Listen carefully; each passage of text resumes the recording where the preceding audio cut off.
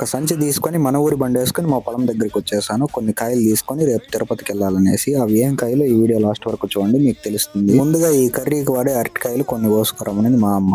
మనకేమో కోసేది రాక ఆ కట్టితో లాగేశాను, కింద పడిపోయాయి చూడండి. ఆ రాళ్ళల్లో ఆ గడ్డ మీద నుంచి ఎలాగోలా కింద మీద పడిన కాయలన్నీ కలెక్ట్ చేశాను. ఆ పైన ఉంది చూడండి, ఇవి మాత్రం సరిపోతాయి నాకు, మిగతా వట్లే వదిలేశాను చెట్లోనే. వెళ్తూ ఈ కలబంద మొక్కలో ఒక చిన్న పీస్ కట్ చేసుకొని వెళ్ళాను. మనకు డాండ్రఫ్ ఉందనే చాలా వీడియోలో పెట్టాను తలకు రుద్దుకోవడానికి.